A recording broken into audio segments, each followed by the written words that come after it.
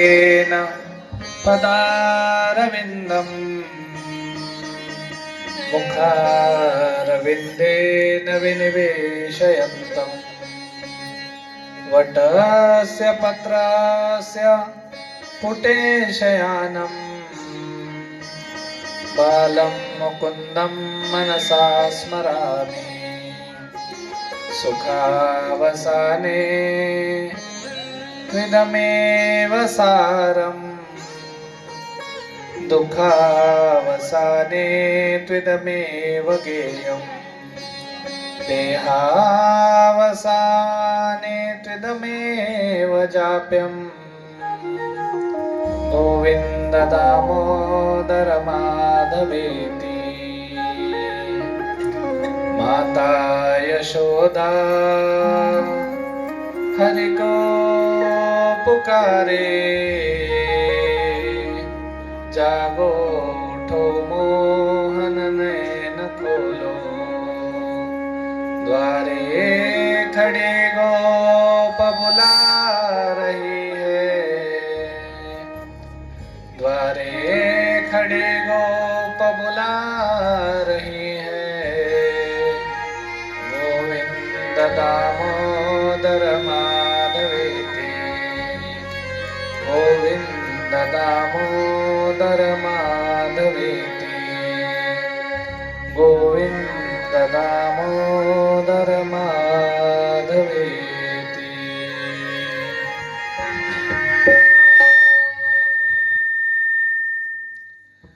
गोपाला गोपाला रे प्यारे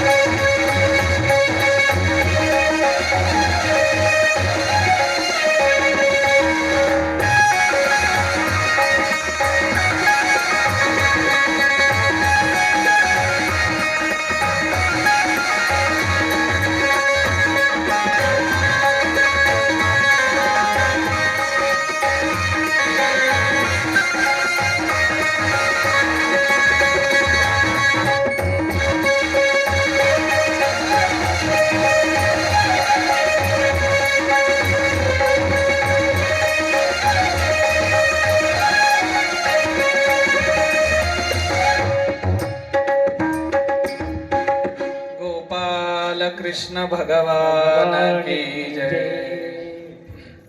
प्रस्तुत कथेच्या या चौथ्या दिवसाला प्रारंभ करत असताना, कितवा दिवस आहे आजचा दिवस? कथा झालीच नाही ना जास्त वेळ, त्याच्यामुळं चौथ्या सारखंच वाटायला.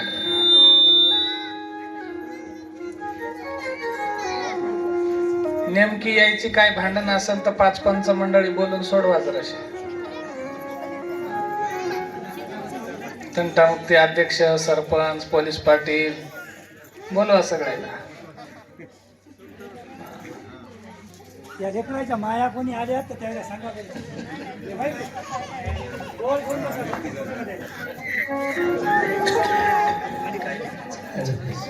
देवानं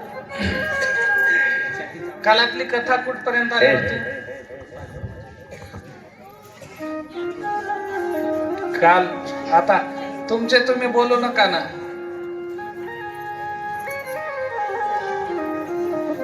कथा कुठपर्यंत आली होती? काल कथेत काय ऐकलं? कालचं काल गेलं म्हणा, त्याच आज काय आलंय?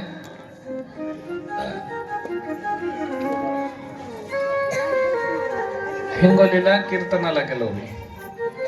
मला वाटते वाशिमच्या बाउंड्रीवरती एक गाव आहे, तिथं कचरू महाराज होते माझ्यासोबत. आणि मग कीर्तन झालं. कीर्तन झाल्यावर तिथला एक टाळकरी गायक सोबतच आमच्या गाडीत बसला. महाराज म्हणला मला येऊ द्या हिंगोली पर्यंत. म्हणलं बसा. मग आता त्यानं मोठेपणासाठी फोन लावला आपल्या जवळच्या माणसाला. हॅलो. ते म्हणला हॅलो. कुठं आहे? मी इकडे कीर्तनाला गेलो, जाऊन आलो कीर्तनावर. ते म्हणलं बरं, ऐकलं का कीर्तन? ते म्हणला हो. चांगलं वाटलं का कीर्तन? ते म्हणला हो. महाराज बरे होते का कीर्तन करायला? ते आमच्या गाडीतच आहे बरं. महाराज बरे होते का कीर्तन करायला? ते म्हणला नंबर 1 महाराज होते, सुंदर कीर्तन केलं. म्हणला आबा बाबा बाबा महाराजाचं काय सांगा म्हणला त्या कीर्तनाचं मोठेपण. मग हळूच मी विचारलं अभंग कोणता होता? तेच होता की म्हणाले. कोणता होता? तेच होता. अहो कोणता? तुकाराम महाराजाचा. 5000 अभंगाचा तुकाराम महाराजाचा. कोणता होता? आत्ताचाच हो, पण कोणता सांगताच येईल. कीर्तनातून माणूस मोकळा झाला आणि गाडीत आमच्या सोबतच बसला निघायसाठी. अख्खं कीर्तन ऐकलं पण त्याला अभंग आत्ता ऐकलेला सांगता येईना कोणता होता. तुम्ही तर आम्हाला कालचं विचारायला म्हणा, आम्ही कसं सांगा. काल भगवान परमात्म्याचा जन्म उत्सव आपण साजरा केला. देव काल जन्माला आले. चतुर्थ दिवस होता. धावत्या ओघामध्ये आपण रामचंद्र प्रभूंचं चरित्र पाहिलं. हिरण्यकश्यप आणि हिरण्याक्ष पाहिला. त्यानंतर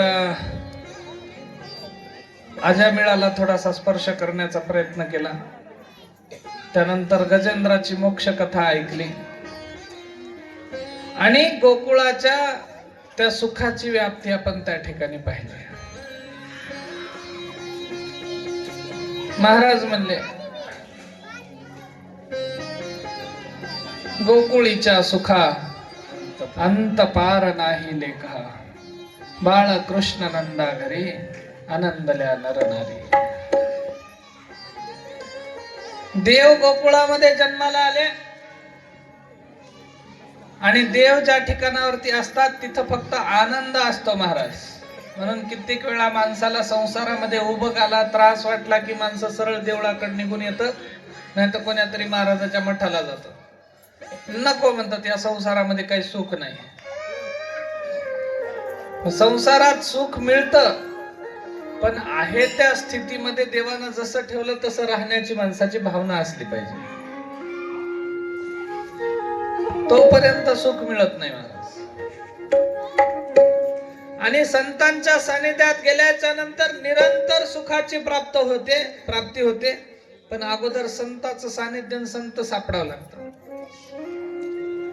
त्याच्यामुळं फार अशा पद्धतीचं सुंदर हे भगवान परमात्म्याचं समीकरण आहे, रसायन आहे. देव गोकुळामध्ये अवतरले. गोकुळीच्या सुखा अंत पार नाही लेखा. सगळ्या गोकुळाला आनंद झाला. आनंदाचा उत्सव सर्वांनी साजरा केला. पण कुणीतरी कुणाच्या घरी चांगलं झाल्याच्या नंतर कुणाला तरी वाईटही वाटायला लागतं महाराज. कंसाच्या घरी आता अशांतता होती.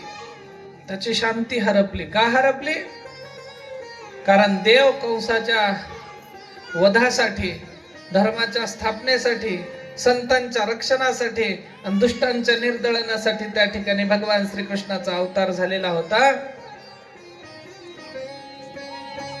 कृष्ण गोकुळी जन्मला, दुष्टा चळका पसुटला. होता कृष्णाचा अवतार, आनंद करते घरोघर. सगळ्यांना आनंद झाला. लेकरू काल जन्मलेला आहे. 1 दिवस 2 दिवस 3 दिवस 4 दिवस काही दिवस निघाले आणि आता या कंसानं आपल्या सगळ्या दैत्यांची बैठक भरवली की बाबा आपला वैरी जे योगमायेनं सांगितलं होतं, तुझं लागी वधी उपजला मज आधी.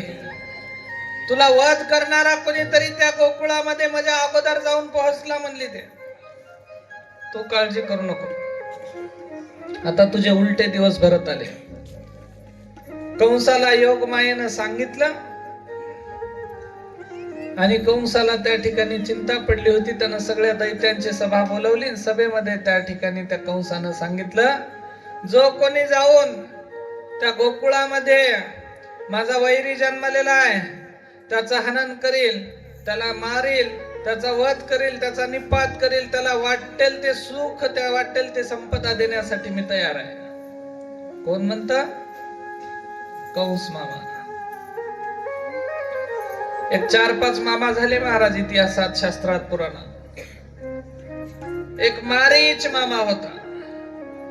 कुणाचा मामा होता? रावणाचा. रावणाचा मारीच मामा होता. सुवर्ण मृगाचा वेश धारण करून सीता मातेच्या समोर आला. भगवान रामचंद्रांनी बाण मारला. मरता मरता त्यानं आपला गुण सोडला नाही. रामाचा आवाज काढला, लक्ष्मणा वाचव रे. एक दुर्योधनाचा मामा होता. नाव त्याचं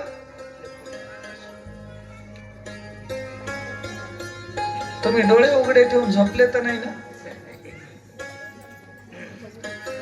दुर्योधनाच्या मामाचं नाव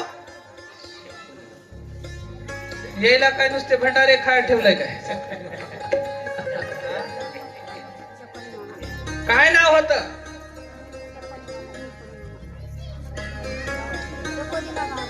निर्गुण निराकार दादा माहुर माझ गाव, शकून सांगावया यमानी माझं नाव. शकुनी. आणि त्या शकुनीचाही त्या ठिकाणी त्याच्यावरती मात केली भगवान श्रीकृष्णांनी आणि त्याचं हनन केलं नकुल आणि सहदेवानी. एक मामा होता शाहिस्ता खान. शाहिस्ता खान कुणाचा मामा होता? ते आमच्या डोक्याच्या पलीकडचं आहे म्हणा. ते आम्ही ऐकलंय नाही, आम्ही पाहिलंय नाही, वाचलंय नाही. शाहिस्ते खान नावाचा मामा होता. कोणाचा मामा होता? औरंगजेबाचा. रावणाला कुठून आणली शे? औरंगजेबाचा मामा. त्याचा हनन केलं छत्रपती शिवाजी महाराजांनी. घर करून दबा धरून बसला होता लाल महालामध्ये. 3 बोट त्याची तलवारीनं छाटली छत्रपती शिवाजी महाराजांनी. एका जणानं मला प्रश्न विचारला होता. महाराज म्हणला, शाहिस्ते खानाचे नेमके 3च बोट का छाटले? तो पळत होता आणि पळता पळता खिडकीला लटकून असताना तलवारीचा घाव घालून शिवरायांनी त्याचे 3 बोट छाटले. नेमके 3च का छाटले? पहिल्याच्या काळात तुमच्या आमच्यासारखं हे व्हॉट्सअप आणि हे मेसेंजर आणि हे इंस्टाग्राम, फेसबुक, ट्विटर, स्लॅब टाकायचं नव्हतं. हा, त्यांच्या काळामध्ये दूत होते, मेसेंजर म्हणून स्वतः एखाद्या माणसापाशीच कुठला तरी मेसेज पाठवायला लागायचा आणि ते तिथे जायचं. अगदी 20-25 वर्षाखालचं करा ना, एखादा माणूस जर मेलं तर त्याचं मड 2-2 दिवस राखावं लागायचं. 2 दिवस का? कारण पूर्वी योजना नव्हती, फोन द्या, हे द्या, ते द्या. मग शाहिस्ता खान जेव्हा पळत होता, शिवरायांनी तो बाईच्या वेशात होता, एका स्त्रीचे कपडे घालून पळत होता आणि शिवरायांचा संकल्प होता स्त्रीवरती हात उगारल्या जात नाही, बाईच्या अंगावर कपडे आहेत, याला आपण कसं मारावं. मग तो पळत असताना शिवरायांनी मारण्यासाठी प्रयत्न केला आणि 3 बोटांवरती निभावला. ही 3 बोट म्हणजे का? कारण औरंगजेबाचा मामा शाहिस्ता खान हा औरंगजेबाच्या दरबारामध्ये मुख्य गादीवरती बसणारा, मुख्य खुर्चीवरती बसणारा होता आणि त्याच्या दरबारात येणारे सगळे लोक त्याला नमस्कार कुर्निस केल्याशिवाय, मुजरा घातल्याशिवाय पुढे जात नव्हते. म्हणून अगदी मानाच्या ठिकाणावरती बसणारा हा शाहिस्ता खान होता. शिवरायांनी 3 त्याचे बोट का छाटले? कारण जेव्हा जेव्हा शाहिस्ता खान म्हणजे औरंगजेबाच्या दरबाराची शोभा आणि औरंगजेबाच्या दरबारात जो जो शिपाई येईल तेव्हा तेव्हा तो या शाहिस्ता खानाला नमस्कार घालेल आणि जेव्हा जेव्हा नमस्कार घालेल तेव्हा तेव्हा त्याला ह्या शाहिस्ते खानाचे तुटलेले 3 बोट दिसतील आणि ते 3 बोट दुसरे तिसरे काही नाहीत तर शिवाजी नावाचे 3 अक्षर आहेत, शिव आणि जी. जो जो त्या ठिकाणी त्या 3 बोटांना पाहिल त्याच्या लक्षात येईल एवढा मोठा मामा आहे, पण याचे 3 बोट या शिवाजी नावाच्या महापुरुषानं कापले, म्हणजे याच्याही पेक्षा कोणीतरी मोठा एक राजा दक्षिणेमध्ये आहे आणि तो मराठ्यांचा बादशाह शिवछत्रपती शिवराय आहे. आणि मग हा उन्मत्त झालेला असाच एक मामा तो कंस आहे.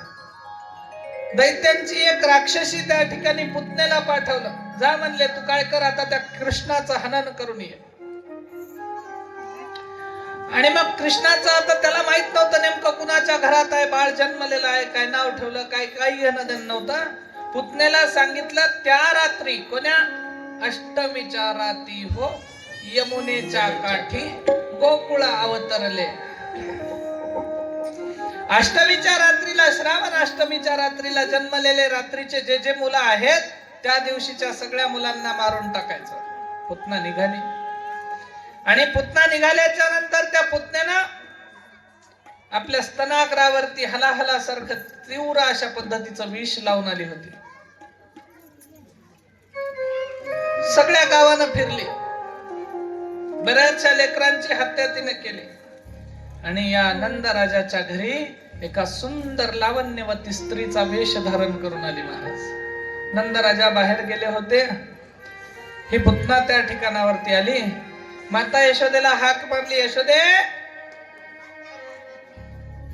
अगं यशोदे कोण आहे? माता यशोदा बाहेर आल्या, कोण आहात आपण? हिने लांबचं दूरवरचं नातं सांगितलं, मी तुझ्या नवऱ्याच्या मावशीच्या चुलत्याची, सासूची, बहिणीची, कोणीतरी अमुक अमुक लांब वरची मी तुझी पाहुणी आहे आणि कितीतरी वर्षांनी तुझ्या इथं लेकरू जन्माला आले म्हणून मी पाहण्यासाठी लेकराला आली म्हणते. माता यशोदा म्हणल्या या आतमध्ये. आत आले आणि आत आल्याच्या नंतर माता यशोदा स्वयंपाक घरामध्ये काहीतरी चहा फराळाचं आणण्यासाठी गेली असता लेकराला या पुतण्यानं उचललं, उचलून घेऊन घराच्या बाहेर निघून गेली, आपल्या मूळ स्वरूपामध्ये आली आणि तिनं आपल्या उराशी त्या लेकराला लावलं. दूध पाजण्यासाठी, विष पाजण्यासाठी त्या ठिकाणी दूध पाजायचं सोंग घेतलं. कृष्णाला विष पाजायचं आणि मारून टाकायचं ही तिची त्या ठिकाणी योजना होती. आणि खरं तर देवानच तिला तिथं बोलवलेलं होतं. का? कारण मागच्या युगामध्ये त्या ठिकाणी पूर्वजन्माला ही पुतना राजा बळीच्या घरची त्याची बहीण होती आणि जेव्हा भगवान श्रीहरी नारायण वामन रूपामध्ये तिथं प्रकट झाले बलीच्या दरबारात, त्यावेळेला या बलीच्या बहिणीचा त्या ठिकाणी एक मनामध्ये संकल्प उत्पन्न झाला, विचार आला की किती सुंदर लेकरू आहे आणि असं लेकरू माझ्या पोटी जर जन्माला आला असतं तर किती चांगलं झालं असतं. देव म्हणले, आहेस राक्षसाच्या कुळातली, तू चांगली भावना व्यक्त केली की देव माझ्या पोटी यावा, पण तू आहेस दैत्य कुळातली, मी आहे राक्षस कुळ, मी आहे देव कुळातला. राक्षस कुळाच्या आणि देव कुळाच्या लोकांचं कधी जमत नाही, त्याच्यामुळं मी तुझ्या पोटी येऊ शकत नाही. पण काळजी करू नको म्हणले, जेव्हा द्वापारामध्ये मी कृष्ण जन्म अवतरून येईल त्यावेळेला निश्चित पद्धतीनं सगळ्यात अगोदर मी तुझा उद्धार करेन.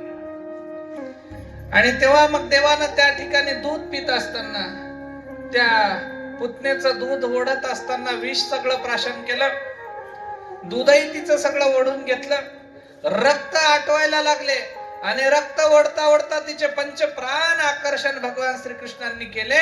अरे मला सोडा, मला सोडा, मला सोडा म्हणता म्हणता म्हणता म्हणता या पुतनेला त्या ठिकाणी देवानं सोडलंच नाही. कारण देव म्हणले, मी एकदा ज्याला धरत असतो, पहिली गोष्ट तर मी एखाद्याला धरतच नाही, आणि धरलं तर त्याला मी शेवटपर्यंत सोडतच नाही. असं पुतना वाचवा वाचवा म्हणून रडत होती, धाडकन धरणीवरती पडली. भली मोठी राक्षसी आहे आणि कशाचा आवाज, कशाच्या गर्जनेचा आवाज आला म्हणून अख्खं गोकुळ येऊन पाहतं तर काय, पुतना त्या ठिकाणी पडलेली आहे आणि तिच्या उरावरती भगवान श्रीकृष्ण त्या ठिकाणी दूध पीत झोपलेले होते. अवघ्या गोकुळानं पाहिलं, देवाला त्या ठिकाणी उचलून माता यशोदा लवकरात धावत पळत तातडीनं आल्या, लेकराला उचलून घेतलं आणि आपल्या लेकराची नजर काढून घराकडे निघून गेल्या. एवढं मोठं संकट माझ्या लेकरावरती आलं. आणि त्या चिंतेमध्ये त्या ठिकाणी माता यशोदा होत्या. एक एक दिवस व्हायला लागला, कधी लेकरू रांगायचं, आता थोडस मोठं झालं, रांगायला लागलं. रांगता रांगता त्या ठिकाणी आईच्या खोलीमध्ये दह्या दुधाचं त्या ठिकाणी मंथन करत होती, त्या खोलीत जायचं, आपला हात पटकन त्या ठिकाणी त्या लोण्याच्या भांड्यामध्ये घालायचा, आपल्या हातांनी असं असं चाटायचं, अर्ध नाकाला, अर्ध गालाला, अर्ध तोंडावरती, सगळीकडे पसरायचं. आणि त्याच्या त्या लीला पाहून माता यशोदेला फार संतुष्टी होत होती. ज्या ज्या गवळणी भगवान परमात्म्याला पाहत होत्या, एकदा आल्याच्या नंतर मन मोहिले रे, मन मोहिले, ही अवस्था त्यांची.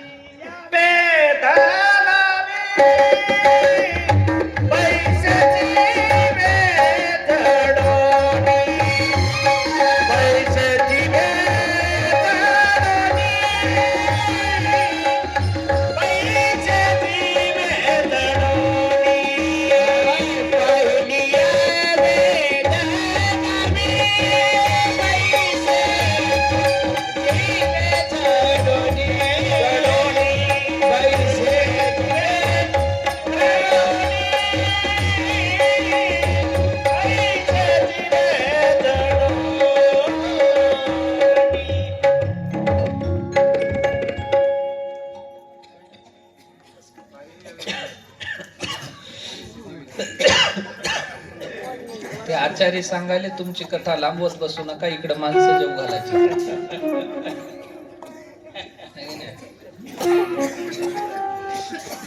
आज थोडस कथेला विक्षेपित झाला, कारण आपली दररोजची जी कलाकार मंडळी होती, कलाकार मंडळींना आज त्यांचा निरोप झाला आणि आपले जे हमेशाचे बोलवलेली मंडळी होती ते आज त्या ठिकाणी आलेत. पण येता येता त्यांना थोडासा उशीर झाला. आम्ही सुद्धा दुसरीकडे कीर्तनाला गेलो होतो, पण आम्ही लांबवर होतो तरी आलो, थोडस यायला उशीर झाला. त्याच्या खोकला, पोटभर खोकला एकदा, जशा काही इस्त्यात मिरच्या टाकल्या. कधी फोडणी देईच ना आता.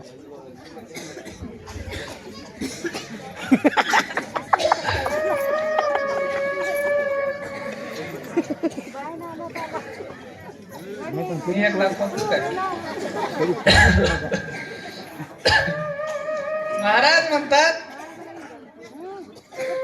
नेमकी तुम्हाला मी त्या दिवशी सांगितलं, माया काय असते तर हीच असते. आता इतके दिवस भंडारे व्हायला केव्हा ठसका लागला नाही ना, आजच लागाव काय. आधीच नकटी तिची सोयरीक जमना. यदा कदाचित तिकडून तिकडून सोयरीक जमली तर तिला सोयरीक जमल्यावरही लोक पसंत करणार. फार फोक असं हे नाक म्हणायचं त्या खोपणीमध्ये गेल्यासारखं दिसायला लागलं. मंडप लग्नाचा उडून गेला. आचार्यानं स्वयंपाकात मीठ टाकून ठेवलं. माणसं जेवता जेवता निघून गेले. नकटीच्या लग्नाला 1700 विघ्न. तसं झालं. आज देवाच्या फार सुंदर सुंदर लीलांचं तुम्हाला आम्हाला श्रवण करायचं होतं, पण आज थोडासा इंटरवल पर्यंत आपला वेळ वाया गेला. आणि मला माहिती होतं हे वेळ वाया जाईल, म्हणूनच काल मी 12 वाजता कथा सुरू करायला लागली. आणि उद्या सुद्धा आपण, कारण आज कथेला थोडस विक्षेपित वातावरण झाल्या कारणानं उद्या आपण ठीक सकाळी 11 वाजता कथा सुरू करायची. 11 वाजता जेवण झाले त्यांनी जेवण करा. ज्यांचे जेवण होईना गेले त्यांनी दुपारी 11 ते 1 वाजेपर्यंत आपल्याला कथा करायची.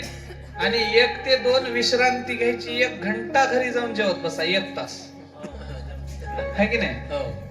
कारण हे जेवायला जर बसल्या आळे पिळे देत समाधान गप्पा टप्पा मारत जेवतात घरी. आता हे पंक्तीला नाहीला जाणं पटपट जेव्हा वाटते. एक एक म्हणली बाई माझं जेवणच झालं नाही का? ती म्हणली काय झालं एवढं सगळं वाढलं होतं की? नाही म्हणले मला रमत गमत खाल्लं तर खाल्ल्यावानी वाटते. दुसरी म्हणली मग काला काळजी करायली, दोघीचाही बांधून आणतो घरीच बसून जेवू. 11 ते 1 परत 1 ते 2 पर्यंत सुट्टी आणि 2 ते 4 अशा 2 सत्रामध्ये उद्या आपण कथा घेऊया. कारण आजच्या कथेचा खूपसा भाग शिल्लक आहे. आणि आजची उद्याची कथा सांगायची म्हणलं तर 4 तासही आपल्याला पुरत नाहीत. मला 4 तास सुद्धा पुरत नाही. आणि आता जितकं आपण कथेला उशीर करू तितकं त्या ठिकाणी तुमच्या संध्याकाळच्या जेवणांना, त्याच्यानंतर हरिपाठाला, त्याच्यानंतर कीर्तनाला, मग सगळ्याच कार्यक्रमांना उशीर होतो. काल आपण 5 ला कथा सोडली होती. आजही आपण 4 ते 5 1 घंट्याची कथा घेत आहोत. कितीही ऐका, पण असं ऐका की त्याचा फक्त आनंद प्राप्त झाला पाहिजे. देवानं पुतनेचा उद्धार केला. गोपाल कृष्ण भगवान की जय. देवानं पुतनेचा उद्धार केला, पुतनेचा कल्याण झाला. पण आता दुष्टा चळकाप सुटला.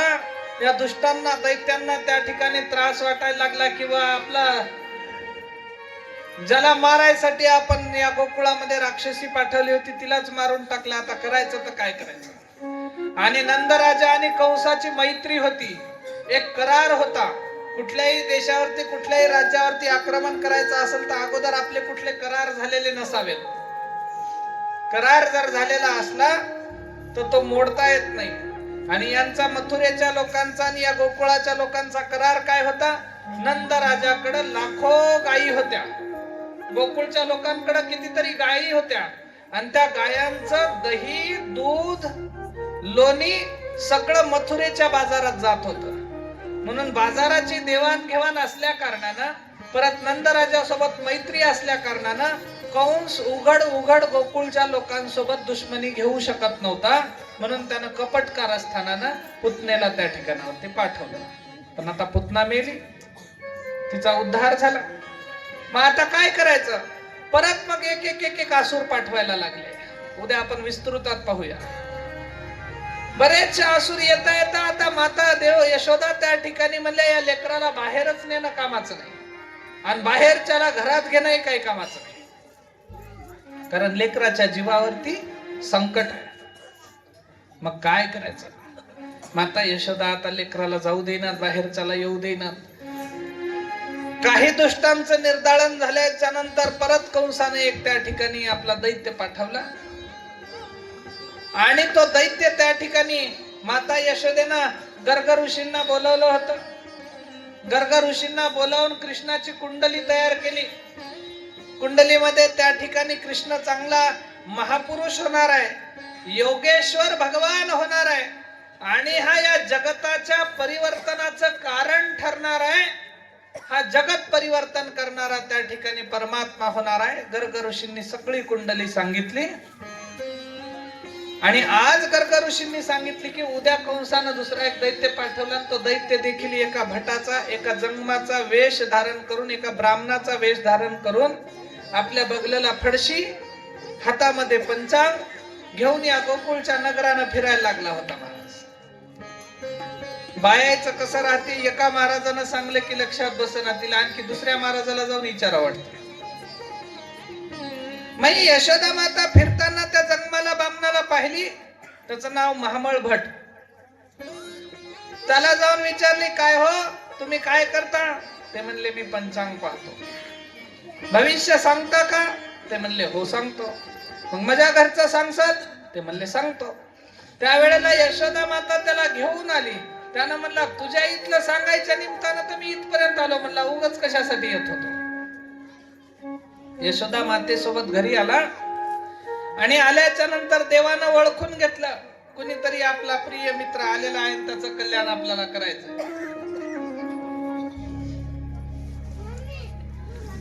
यशोदा मातेनं गर्ग ऋषींनी काढून आणलेली कुंडली त्या महामळ भटाच्या हातात दिली. हे का म्हणले, ही कुंडली कालच आमच्या ऋषी महाराजांनी त्या ठिकाणी पाहिलेली आहे आणि ही कुंडली अशी अशी बघून घ्या. हे महामळ भट म्हणला, ते म्हातारं झालंय. कोण? गर्ग ऋषी. त्याला आता पहिल्यासारखं सुधरणं झालं. म्हणला, काही लिहून द्यायला एक म्हणलं तर दोन म्हणाले. त्याला काही सुधरणं झालं. त्याला पहिल्यासारखं काय आता लक्षात येईना झालं आणि त्याची कुंडली सगळी खोटी आहे. म्हणला, हे कारण तुमच्या लेकराचे पाय कसे आहेत, आपशकुनी आहे का?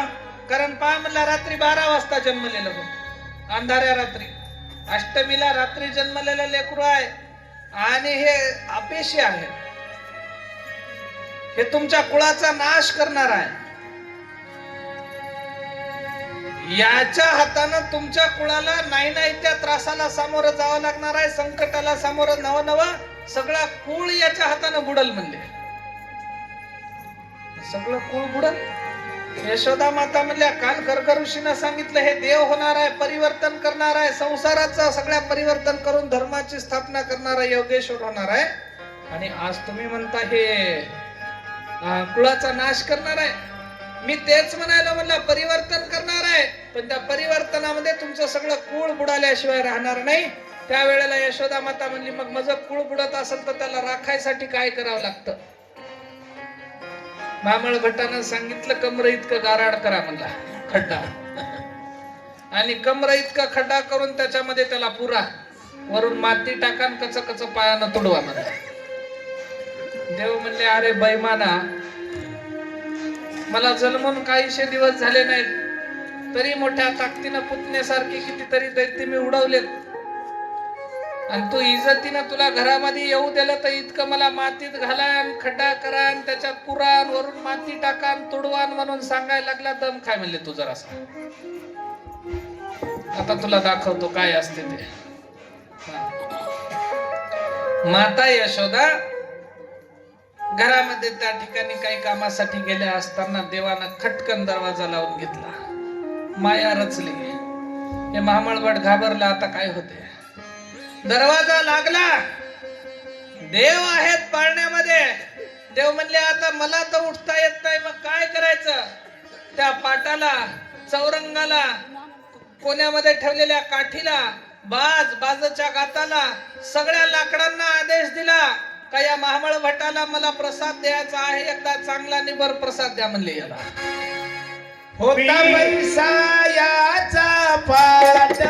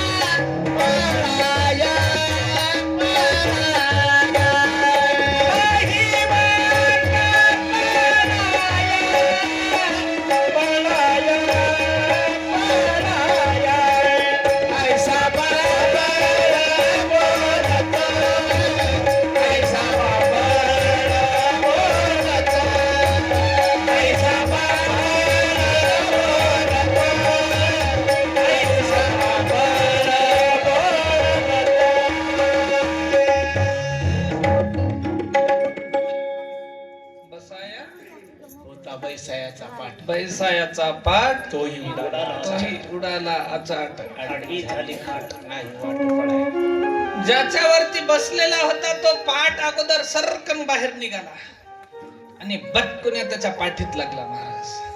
दिला पाठीवरी पाठ दिला पाठीवरी पाठ दिला पाठीवरी पाठ दिला पाठीवरी पाठ दिला भाट दिला भाट दिला पाठीवरी पाठ दिला पाठीवरी पाठ. विटंबिला भट दिला पाठीवरी पाठ. त्याच्या पाठीमध्ये पाठ लागला. ताडकन उठून आता पळणार. बाज आडवी आली महाराज. आता बाजानं आपलं काम सुरू केलं. गात निघाले आणि बदाबद पाठीत बडके आहेत. पाठीमागनं काठी आली ती पाठीत लागायला लागली. आता पळतो सपा सप मारा बसायला लागला. देव म्हणले आता याची फजिती करावी. हातचं पंचांग टरकन फाटलं. आता पळता पळता त्याचं पितांबर आहे त्या ठिकाणी. पंचांग फाटल पंचांग फाटल दानवे तुटला जगमाडले दानवे तोडले पंचांग फाटले दानवे तोडले. धोतर गळाले टिंब टिंब जय हो. पंचांग फाटले दानवे तुटले पंचांग फाटले दानवे तुटले. धोतर गळाले घुमरगाले पंचांग फाटले दानवे तुटले पंचांग फाटले दानवे तुटले दानवे तुटले. पंचांग फाटले जानवे तोटले. धोतर गळाले ढुमणाचे. पितांबर गळाला महाराज त्याचं काय करता. आता हाय ते बोलाय काय टिंब टिंब.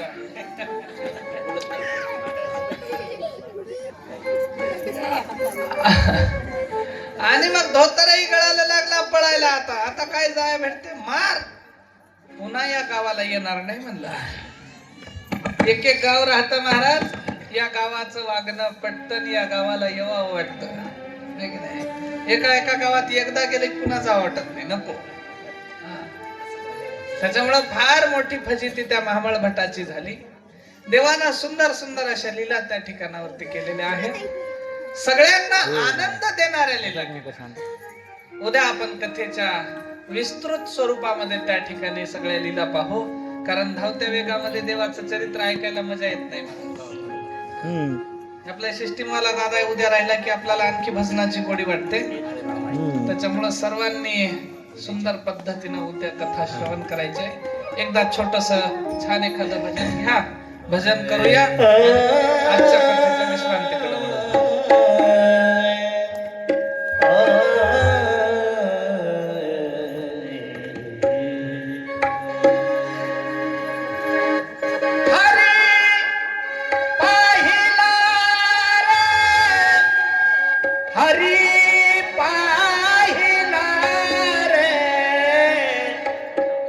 आज सोनियाचा दिन वर्षे अमृताचा धन आधी सोनियाचा दिन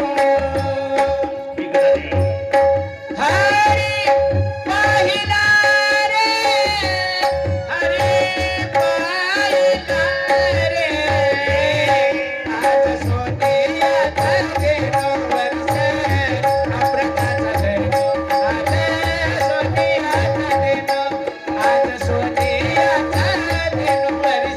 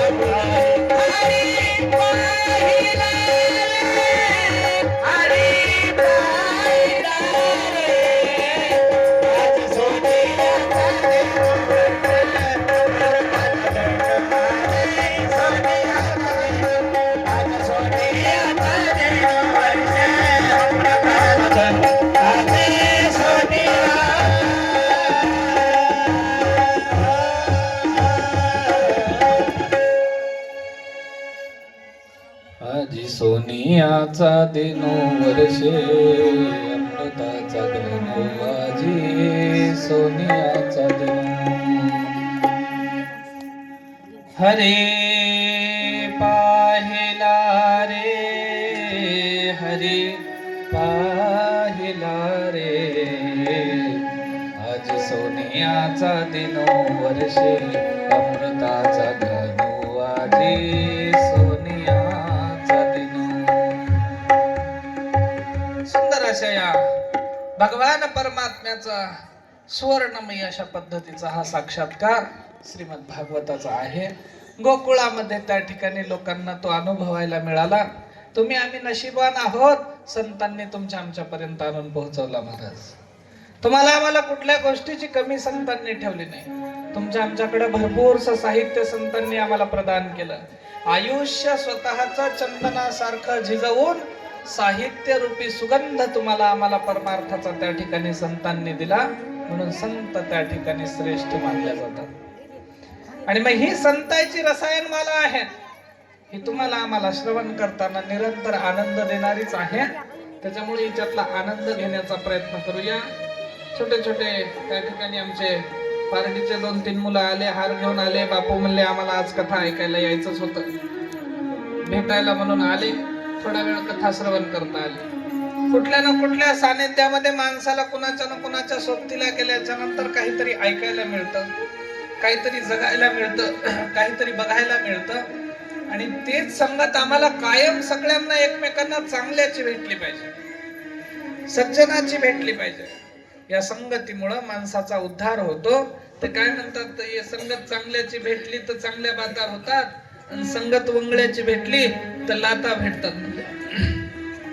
त्याच्यामुळं चांगल्याची संगत राहावी, चांगल्याच्या संगतीत राहून जीवाचा उद्धार करता यावा. या छोट्या छोट्या लेकरांनी 2-3 दिवसापासून पाहिलं ही सजावट करणं, फुलं आथरणं. आता आज थोडेसे त्याने लवकरच फुलं तयार करून ठेवले, पण महाराजच येईनात. आता येतील का, मग येतील का, आता येतील का.